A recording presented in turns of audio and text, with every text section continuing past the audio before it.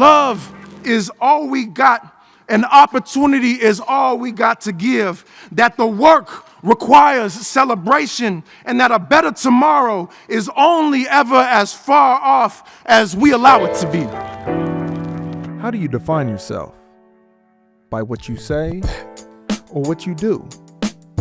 Basketball star, Rhodes Scholar, rapper, community organizer. JT Flowers has worn the titles, but for him, who you are is built through action. See, you don't just do the work, you are the work. I hope you all enjoy this episode of B-Scar TV with our very special guest, JT Flowers. RB, we good? All right, man. Shit, we're rolling. Appreciate you being here. Appreciate you having me here, bro. This is a long overdue B-Scar TV conversation. Hell yeah. With you, my friend, because we go way back, and we'll get into a history of how we met. But B-Scar TV is really a space to have conversations that can hopefully inspire listeners, viewers, each other. Yeah. And so really a platform for inspiration. So to kick off every episode, I like to start with the question of what's inspiring you, whether that is what has been a source of inspiration, maybe just like over the course of your life, or you can bring that to like maybe more recently. What's been inspiring you? Two things come to mind immediately.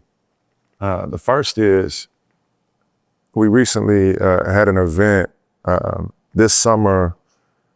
The organization I work for, our Body and Vision Trust, we opened our headquarters building. And at that grand opening, our executive director, this woman named Winter Johannes, she said something that really stuck with me. She said, "We don't do the work, we are the work." And I think what she was trying to get across with that statement was that we are the living embodiment of the world that we want to drag into existence. And it reminded me that even in the most trying of times, we still have agency. There's still things we could do. I think the second piece that's really been inspiring me lately, fatherhood.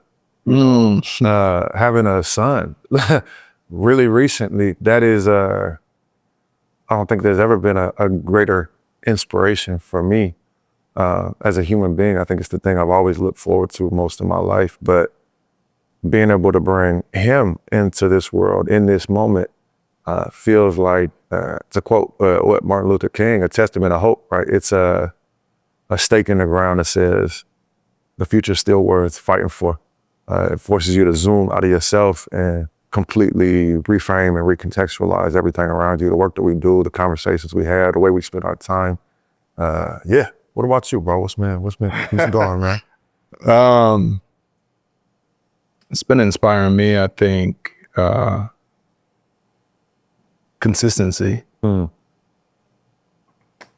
I think that oftentimes, like, the way that we see our dreams come into realization is one way. Yeah. You see yourself accomplishing a certain dream, and you see in yourself this kind of like linear path to that dream, whatever those steps that look like in your head. Yeah. But it doesn't ever work like that. And I think what allows you to go and achieve that dream isn't the having your path right in the first place. Yep. It's a willingness to continue to show up even when the shit hits the fan. Yep. Even when there's adverse, trying times. Yep. When you're questioning, like, damn, what the hell am I doing? Yeah. You know what I mean? Yeah. And I think that, like, when you look at some of my like biggest inspirations, whether that's in sport, in business, in the community, or what have you, it's like the folks that continue to show up every day, every month, every year, you know, over a long course of time. And then I think that is what allows you to accomplish your dream. But that's also what maybe gives the space, the inspiration for others to go and accomplish theirs. Yeah. You said agency, like gives other people the agency, like, okay, let me trust my gut. Let me keep going. Yeah. So I think that consistency, because I think, it's something that's hard as an entrepreneur, as a creative, as, somebody who just like has big dreams, which we share that. It's like sometimes when that shit ain't hitting right, it's like, then you start to question, you know what I mean? Come on. You have doubts. Yeah, and there's that tension between the hunger to get the work done and the patience necessary to be consistent. Those two things have to connect in order to sustain the type of work you got to do to get anywhere over a long period of time. I think that's something that takes time to understand in and of itself, especially like when we're younger. You're just trying to get a scholarship, you're trying to get to the league. Yeah. You're trying to, accomplish some feat. And it feels like those things are like right at your fingertips. I think as we get older, the things we start chipping away at are much bigger and take longer to achieve, bro. They take decades instead of years, right? Right. And when you zoom out and start thinking about life and the legacy that we're trying to build and leave behind for our kids in that framework, I think it almost forces you to slow down. Yeah. No, it's real. Well, I think too, like, I'm glad that you brought up sport and being an athlete, because it was a much more defined route to do what, we wanted to do. Yeah. Which, like, we grew up hooping together. Yeah. Right. And playing sports. And so, like, for me, it was always, I want to go be a professional athlete. Yeah. I really didn't even care the sport. Like, whichever sport I was the best in, you know what I mean? Yeah. And I thought I was going to be a hooper, but then I capped out at 6'4". Like, You know what I mean? Stunted growth. And I was 245 pounds as a freshman in high school. So I'm like, all right, bet, I'm going to play football. I'm cool with that. Yeah. But I knew then in high school, it's like, okay, in order to go and play pro, I got to go and play in college. Yeah. Okay, I got to ball out in college. Yeah. Freshman, sophomore, junior, senior, maybe a fifth year. Like, it was these steps that was defined. You actually, I saw many people do it. It's like what you did. Then you went pro. And then, like, so there's this linear path back to having a linear path that's defined, that then once you like step outside of sport, and now you have these dreams that maybe are less defined over in even in your own mind. Yeah. But definitely the path. Yeah. Is less defined. And so it's like, to your point, you do have to have the patience to one, allow it to become clear in your mind, but then definitely too, to like actually manifest. 100%. Bro, my first memory of you was actually Whitaker Warriors, bro. I remember there was 4th, 5th, and 6th grade. Yeah. That football team, I played up, I think when I was in 4th grade, I was on the 5th and 6th grade team. And bro, you were a beast in that context. I think that was the year I realized like football was not gonna be my sport. Dude, truck sticking, hit sticking motherfuckers. I was like, oh no, bro, I'm not built for this. Let me go pick up a basketball. Yeah. Skinny, bro. I got body slam, dog. I remember going up, catching a pass in the end zone, get my first little touchdown, and somebody came up underneath me, a safety, just cracked me, lifted me up, nigga, just, I was like, bro, this is not for me. Yeah. I'm not built for this, bro. That's that is that play right there that turns basketball dudes I kick into real hoopers. Yeah, Let me think myself. like I'm not touching this game of football no more. You, bro. It is that coming across the middle and being and finding the consequence for coming across that middle. Yeah, bro. And you were what, 6'4", 240. I was like 6'4", $160. Like So sweat. soaking wet, bro. Different build. So let me read the room here, dog. I'm gonna pivot. Yeah. But no, back to your point about like the linear nature of the path. I think my path really early on diverged from the linear nature, right? Because similar to you, right? I'm racking up scholarship offers, everything's going well. I'm like, okay, I'm gonna go high major to play basketball. All of a sudden, get hurt, scholarship offers start getting rescinded. I'm like, where am I going? Am I still on the path that I thought I was on? And increasingly the question, or the answer to that question became no. So I'm like, okay, well, what do I pivot towards? Can I even pivot, right? And as a young kid especially, well, that's like a terrifying question to answer. You haven't even seen enough of the world to know what you're good at, what you're capable of. what paths might be available to you to follow. But I think it forced me from a super early age to think unconventionally about the way that I connect the dots in life. So everywhere I've ended up, in my mind, is almost like a surprise to me. Like I haven't had a crystal clear picture since I was maybe 18 years old, 17 years old, of where I was gonna go and how I was gonna get there. It was always like, oh, let's see. Yeah. When did you first wrestle with that realization that, yo, I'm not about to, sports isn't the answer for my career. Right. I'm not gonna go and play pro. Bro, it was when my first offer for basketball was from Arizona State when I was 15, right? Coming in my sophomore year in high school. I was like, okay, I'm set, bro. I thought I'd take a couple years, hoop, do the thing, rack up a few more offers, keep it pushing, right? But when I got hurt, kind of beginning of my junior year, going into most critical season, I never really got back to where I was at prior to that. And I thought in the moment it was because I didn't regain the explosiveness, the athleticism I had prior. But in retrospect, I think it was really more mental than anything. Oh, wow. I wasn't able to regain the sense of confidence that I had. And you know, playing any sport at a high level, right? So much of it is a mental battle. I think I lost the mental battle at that young age, and I didn't have the right folk around me to say, hey, bro, like, you got everything you need. You can rehab this injury. You can get back to being springy, doing what you do, but you got to get this right. Yeah. So I was fighting the wrong battle in that sense.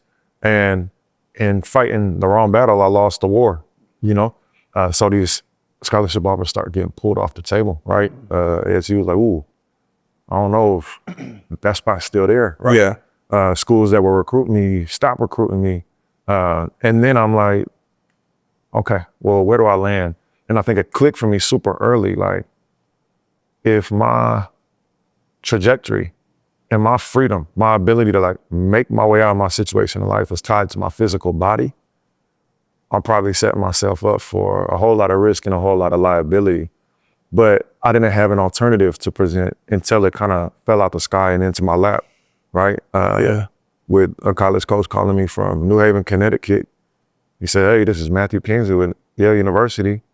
But I said, shut the fuck up. I hung up the phone, dog. I was like, stop capping, bro. I was like, I'm high in my basement for a time. One of the homies prank calling me. Shut up, bro. Dude calls me back, area code 202. I was like, what? I look up on my phone like 202, area code. It says New Haven, Connecticut. I said, Yale University. It said, New Haven, Connecticut. I said, oh shit. I pick up the phone. I'm cooked, by the way, bro. I'm absolutely cooked. I said, hello? Dude said, this is Matthew Kingsley from Yale University. And bro, he said, you know, where you go to college isn't a decision about the next 4 years of your life. It's a decision about the next 40. And that was the first time I had ever thought about college in that way, right? Because we're taught to think about college as athletes, as a stepping stone to professional athletics, right? Yeah. It's a place you go for 4 to launch yourself into a professional career. I had never thought about those 4 years as a foundation for the rest of my life. And I think that's the moment that shit started to shift for me. Yeah. Right. You started thinking about like, what is that gonna look like? Yeah. So Coach Kingsley kind of stirred up the pot a little bit. Yeah. Shout out to that dude, man. Yeah. Yeah. Huh.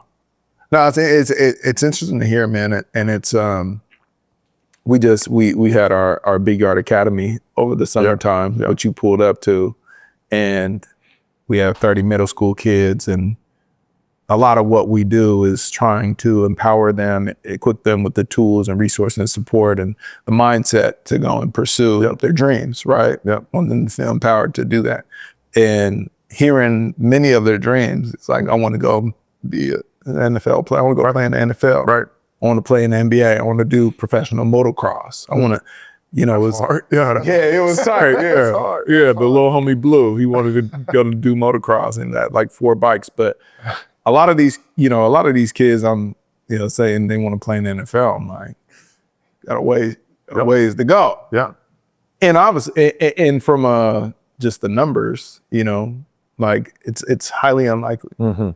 And being somebody who actually went and did it, when played pro, that moment of having to wrestle with like, okay, yeah, this is no more. Mm-hmm. It's been interesting to think about how I would have wrestled with that earlier on in my life, or how my peers have wrestled with that earlier on in life. Yeah. Especially when they were elite. Yep. You know, and then some of these kids will get to a point probably in high school is like looking around like, all right, it's probably not for me. Right. You know what I mean? And then they'll have to wrestle with it. But I do think like the more elite you are and the closer you get, the harder that conversation with yourself is. Yeah. And so when ultimately you were at Yale and you were playing on the team, but then there was a point where like, okay, yeah, I'm done with this sport. Yeah. And I'm curious, like that conversation, was that just a conversation in your mind? Or was that, you know, starting to like speak with folks? Yeah. And then what started to inform then, okay, what is the next thing? Who is JT without ball? Yeah. Yeah. And bro, it was like an earth-shattering conversation to have on an internal level, because I had never thought of myself as anything beyond a hooper, right? I think the way that I got to Yale informed the answer to that question, right? I didn't have the grades to get in my senior year, right? I had multiple failed classes. I had gotten D's in classes, been getting suspended, was skipping class all the time. Was high when Coach Kingsley called. Was high when Coach Kingsley called. I was out here class most of the time. I was cooked all the time, dog. No, but I think that in order to get to Yale, I had to reorient my focus away from basketball. Like basketball wasn't the thing that was gonna carry me to Yale. I was already good enough. You could get an offer from ASU. You could play at Yale, no disrespect to Yale. Right. But it was like, can I academically be up to par, right? Yeah. So I had to jump through so many hoops just to get to that college campus, right? They were like, we can't even get you in at the end of your senior year. You're gonna have to go in, convince your college counselor to track you into full IB classes. I went to IB school, not an AP school, because I had been tracked into mostly lower level classes with the exception of English. They're like, you got to get straight A's and full IB your senior year. All those grades are weighted, right? They're worth 5 points instead of 4. That'll drag your GPA up. We can use the weighted number. Also, you got to retake every class. You got a D or an F in online to get them grades voided out your transcript and factored out your GPA. And then we can not get you in here, but get you into a boarding school on the East Coast that's an elite academic thing. And if you could prove you could survive there, maybe we can convince the admissions department that you will out here. So for me, I was like, okay, school is actually the field of play for me now. Like I have to prove I can compete in this bucket. So I did that, switched into full IB. Shout out to my counselor, Annie. Why do I forget Annie's last name? She was amazing. Tracked into full IB, straight A's, retook 3-4 classes online, got them grades voided on my transcript. Boom, I get to a school called Choate Rosemary Hall. It's the same school JFK went to, bro. Like, Oh, wow. and I thought I was elite to being around, bro, elite. I was like, oh, but it was like crazy, dog. Like these are kids raising kids. Boarding school, never send your kid to a boarding school. Yeah. Bro, crazy environment, dog. Kids is ripping hard drugs. Damn. Cheating on tests. I bet. Because like supervision only really happens in the classroom, right? Yeah, good luck. And then they like flexing on each other, but it's not like, okay, like I'm nicer than you at sports. It's like, yeah, my dad owns the MGM Grand. Sucker, like, what's up? I'm not trying to Beef this day. where's high key. Yeah, my dad just came and picked me up in a Rolls Royce. Oh, that's cool, right? My dad about to pick me up in his private jet. What's happening? Like, it's a different level of wealth, bro. I wasn't used to it. So that was intimidating enough. And then you get into a classroom with these kids. And in the same way, you can tell the difference between an elite athlete on a basketball court or a football field. Right. Bro, you could tell the difference between an elite student in a classroom, right? These kids is rattling off words I have never even heard in my entire life. Like, they outside of my little shrunken ass vocabulary. I'm spending probably 30% of my time in class just like literally Googling the words that people are saying. Wow. Right? Trying to figure out how to keep pace with the instruction of the course and also with my peers in the course. But what I started to realize is, oh, right, these kids have just been treating school like we treated sports. So if I were to shift the way I think about everything and pour all the time I used to pour into basketball into school, like into just like doing my homework and reading, maybe I can compete in the same context. And when that clicked for me, I started going crazy in the classroom. Yeah. And I was like, oh, okay, these kids ain't no smarter than us. If anything, we actually have more to offer in this context than they do because we've lived the things that we're learning about in a classroom in a real way, in the material world. So if you can bring that lived experience and couple it with that kind of academic rigor and intellectual training, so to speak, I would say like the clothing of the mind is often used to disguise a lack of real intelligence, right? Because there's people working at 76 gas station that are smarter than kids on Harvard's campus or Yale's campus. The difference is those kids on those Ivy League campuses know how to dress up the words that come out their mouth to make you think of them as not only palatable, but intelligible. Whereas folk in neighborhoods like the ones we grew up in are just like, this is how it's taught, this is what I'm saying, you either take it on its merit or you don't, right? Yeah.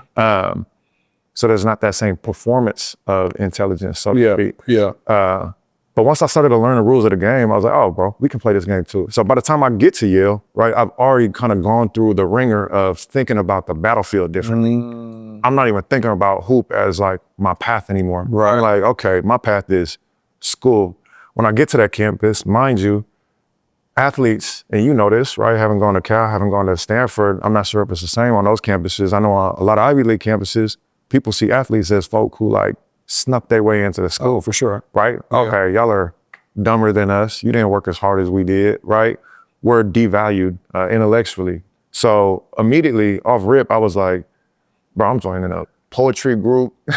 I'm getting involved in the African American Cultural Center. I'm gonna start getting involved in student activism. I'm gonna start broadening my interest so that I can be more than an athlete on this campus. Freshman year. So much so that there's even tension with some of the homies on the basketball team. They're like, bro, you're not ever kicking in at the basketball house. And it's not because I didn't love them dudes. It's because I was really like fighting to try to redefine myself as you're talking about. So then by the time I get to the end of my freshman year, I was like, did I come to Yale to hoop? I don't think I did. And more importantly, they can't give athletic scholarships. They can only give need-based financial aid. Right. I'm on full financial aid all 4 years because this is the one place in life where it really pays to be broke. My scholarship's not tied to my body no more. Let me just go be a student for once and see what happens then. Yeah. Yeah. Wow. You were really intentional about your transition. Yeah. To join the student groups. Freshman year. That's what I was like, I'm not gonna be hooping. What am I gonna be doing, bro? Like, No, it's funny, man. Like obviously we grew up together and you know, from elementary, middle school, high school, and would, you know, see each other. But then when you left and went to the East Coast, and I was down at Cal, and the only point of connection was through Facebook. Yeah. And bro, I have vivid memories of seeing you post something and seeing how your swag had changed. You know, you was on the East Coast and spirit. What? Like the boat shoes, like showing a little sign, bow tie. But it was swaggy though. Like it was swaggy. Like I thought it was in the moment. Yeah. I thought it was swaggy too. It wasn't just you, bro. Oh, bro. Rough era, bro. But then also like I was seeing, you know, posted like videos, like links of you like giving speeches, maybe reciting poems, like in front of folks. I was like, damn, this dude JT is really balling. Like he's at Yale. Like, you know, it was a shock to me when I saw that you was at Yale. It's like, Yale, like which one? Like which one? Me, Yale community college. Not because you're not smart. You already been an intelligent dude. But I was like, you know, how do you end up hooping at Yale? I didn't know the backstory of LinkedIn to boarding school. I didn't know that story. So just as an outsider looking in, it really seemed like you had taken advantage of the opportunity. Yeah. And, you know, you see that a lot in sport, and we talk about that a lot in sport, but oftentimes we don't talk about that, you know, in the context of other opportunities, whether it be career or educational. And what I'm curious about is that you talked kind of about the quality of like this competitive nature that you have, right? Of like, okay, it's one thing to compete on the basketball court. Sure. And then being able to kind of translate that skill, that quality of being a really competitive person. Okay, now I'm about to apply this competitiveness in the classroom. Yes. And I think that's a direct translation. But I'm curious, what other qualities would you say have allowed you to unlock that like high performance? Starting with ball, then moving on to Yale, your college, educational experience, but then also into your career too. Yeah. Like, what are those qualities that you think, Yeah. Personally, when you look back, like, damn, I really been doing this shit. You know what I mean? Like, not in a boastful way, but like I figured out how to. you've been accomplishing your dreams along there. Whatever you wanted to do, you went and done it. What's been the unlock? Bro, I wonder if it's the same for you. For me, sports taught me everything about the way that I approach my professional life. I'll say the most fundamental thing I learned from sports was not just the value of hard work, but the value of being a learner, right? In the context of any athletic endeavor, you got a coach.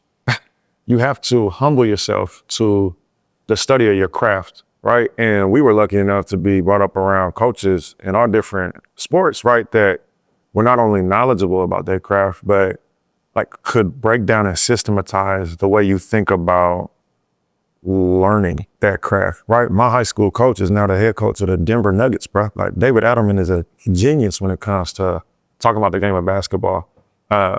So I learned how to study film. I learned how to analyze my own mistakes. I learned how to identify where my weaknesses were and then systematically target those weaknesses for improvement, right?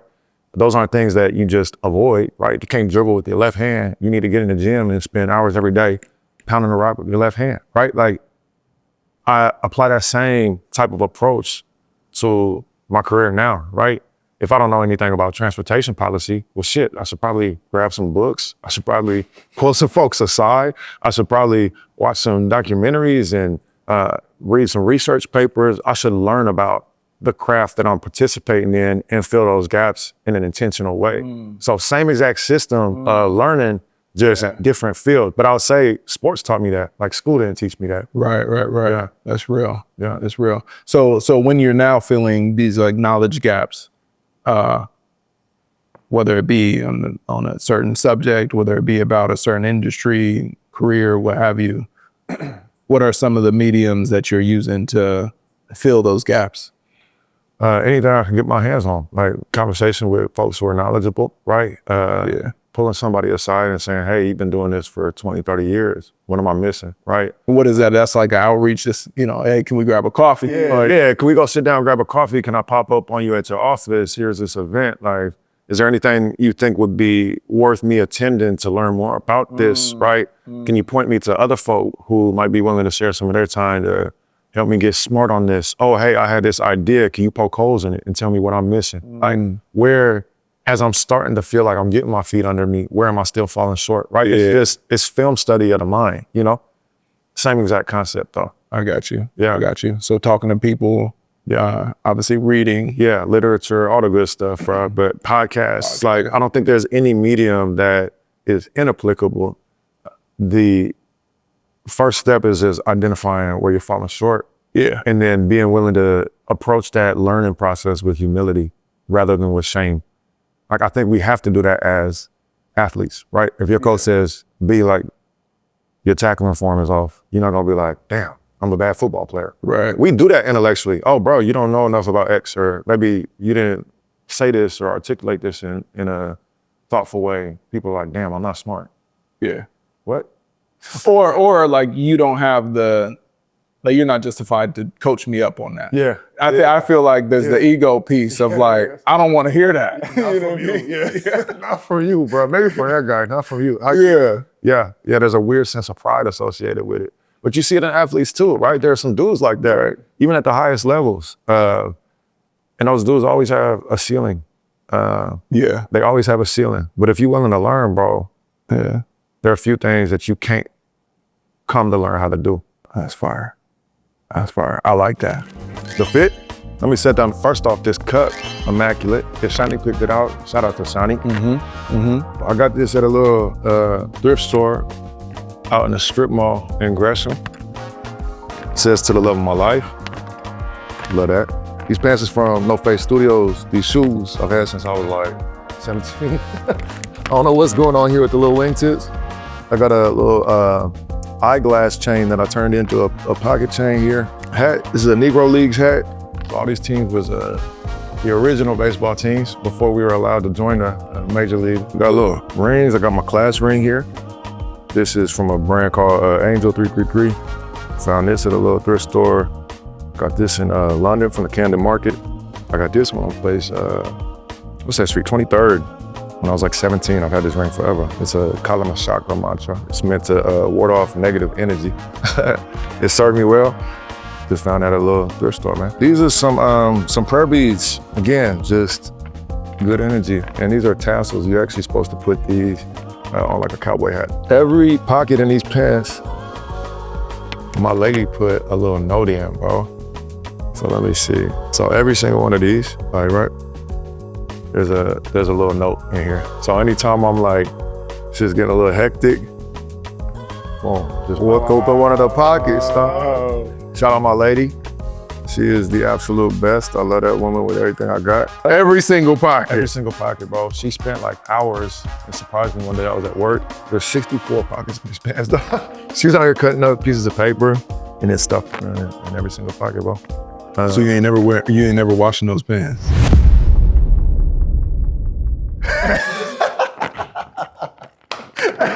Hey, I don't know.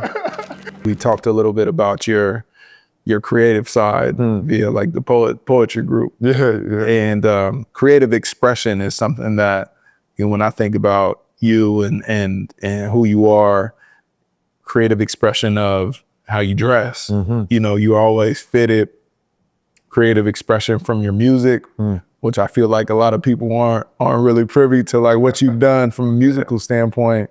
And in the research, Ty and I was talking about it being the Pigeons and Planes, one of their best new artists in 2021. Yeah. So creatively, like there's something that you're passionate about, your expression. And I'm just curious, you want to talk about how your experience has been in the creative field and how maybe it relates to all the other things that we've talked about. 100%, bro. I feel like music is always something I wanted to do, even in high school.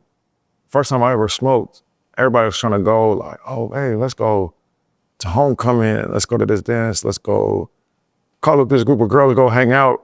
I was like, yo, is anybody trying to like listen to some music? Like I just wanted to create. And I had never felt that urge before, but I came to realize that I really had a deep love for music. I think the thing that kept me from trying to make music in high school was I had boxed myself in. I was like, oh, bro, you're a hooper, dog. Like, don't be the hooper who's like out here trying to rap and do this and do that. Like, stay in your lane. Yeah. I kept myself small in that context out of fear of embarrassment. So then fast forward a bunch of years, you know, I'm at the end of my college trajectory. I've won a bunch of academic awards. And I ended up, you know, being awarded the Rhodes Scholarship. It's the oldest scholarship on earth. And I was like, okay, I'm at the pinnacle of academic achievement. That's like going league for school. Yeah. What am I leveraging all this privilege I've accrued in order to do? If I take all this that I scrapped and clawed for and leverage it to do a bunch of the same shit that everybody else has always done, like what a waste that is. For folk who grow up like us, working class backgrounds and not the nicest neighborhoods, like we're really scrapping and clawing for freedom in the most fundamental sense of the term, for the ability to move through the world without having to feel limited or constrained. So the question I asked myself immediately wasn't, okay, cool, what job can I go get? I was like, in what ways could I be freer in the way that I pass through the world? I was like, shit, bro, I've always wanted to create, but I've been too embarrassed to, right? At first it was because I didn't want to break out of this identity as a hooper. Then I'm like, I'm on a campus where having tattoos is like something that I felt embarrassed about. I wanted to cover up. I wanted to be more buttoned up. I wanted to change the way I spoke. Literally, I did. Like I code switched heavy. I changed everything about the way I present. I started severing parts of myself to assimilate into this space and hopefully rise to the space, which I did. But again, I get to this pinnacle and I was like, I don't even feel like myself no more, bro. And music for me was a way back to myself through like the reintroduction of this childhood passion. But in weird ways, I feel like even there, I like overcorrected, right? Almost created like a character that also wasn't me, just in the opposite direction. So over the lifetime of my creative practice now, you know, being at this point, 5 years deep into making music and doing that whole thing, I think weirdly I've landed in a place where the music I make now, even if it never goes out into the world like some of the older music did, is a reflection of all of the parts of me. So the me that you see on a news camera is the same as the me that you hear behind the microphone, is the same as the me that you get when I step onto a basketball court. Does that make sense? Yeah. Creative expression as freedom. Yeah, as freedom. And freedom as consistency of being across spaces. Right. Which that like is really difficult in the spaces that you work and flow through. Okay. You know, but when you're working out in a career in the creative field, you know, and you're doing that as that being your 9 to 5, that's a different experience than working in politics. Yeah. In a space that is, you know, historically like you got a suit and tie on. Yeah. And it's a Navy suit. You know what I mean? Yeah. And that tie is either red or blue. Yeah. Right? Yeah. And so you're having a battle on that front of like, this is actually what's expected. But then I've done all of these things. I've checked all of the boxes from Yale up to Rhodes Scholar, Truman Scholar, you know, you name it, I've done it. So what has that afforded me the luxury and the freedom to do? That's exactly it. Do I now have to follow the norms that have been built in this system that wasn't built for me to play in? That's exactly right, bro. Like the answer, if you're following an act of freedom and truly being you, the answer is no. Yeah. Yeah. The answer is breaking away and trying to figure out how to be your full self across spaces and across time. Right. And that's a privilege that we don't get afforded, and that oftentimes once we acquire success or achieve success, we don't afford ourselves. Right. So you pulling up to a meeting in this I bit? pull up to a meeting with the mayor like this. I'll go sit down with the governor, her chief of staff. I'll sit down with our federal delegation like this. But I think it's like that comes with a price, right? I think now, even though I grew up the way I did, I've accrued a certain sense of privilege, right? Because these fancy titles that now are attached to my name force people when I step into the room to be like, okay, this thing might be dressed a little crazy, but the world tells me I'm supposed to think he's smart, right? If I came into that same space dressed the exact same way with the exact same ideas, but without those titles, they'd be like, who the fuck, get this dude out of here, right? So then again, the question becomes, well, how am I leveraging that privilege? As a person who didn't grow up with a whole lot of privilege, right? If I'm not using it to break down these barriers that these spaces have built, to your point, to keep us out of here, then there's no point in me swimming through this space to begin with. Yeah.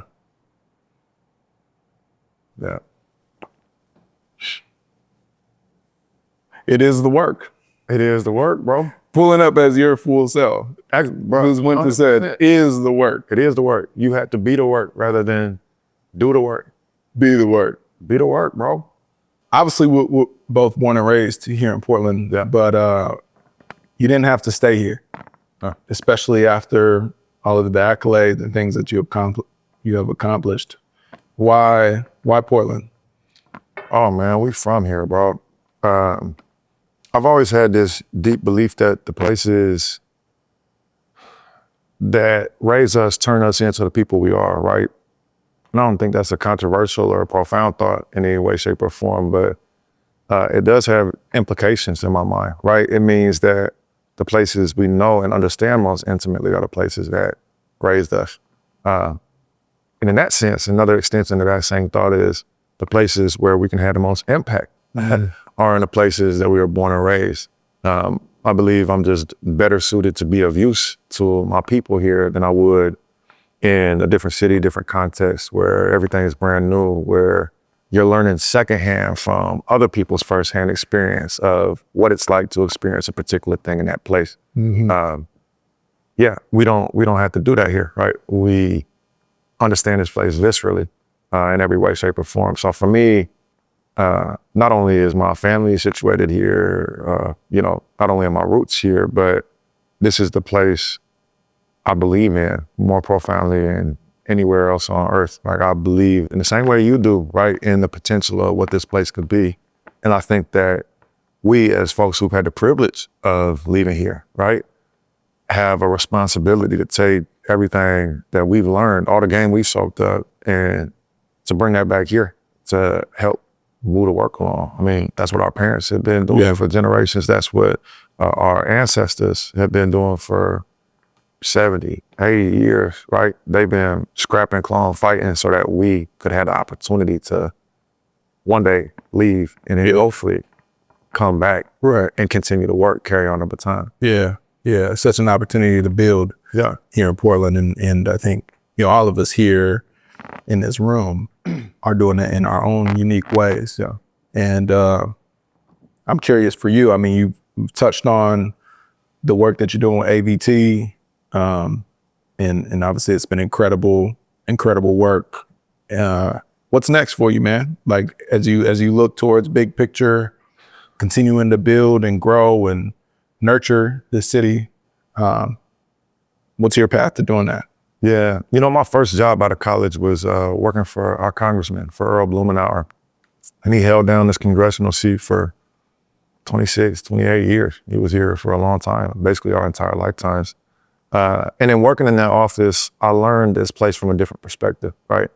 A lot of the times these staff that work in these offices, they're good people, they're smart people, but they're oftentimes forced to learn to work secondhand, right? They might know policy better than the average person off the street, but they don't understand what it's like to experience the short end of that policy as a person walking these streets, living these streets, being a neighbor, a resident, a citizen of this place.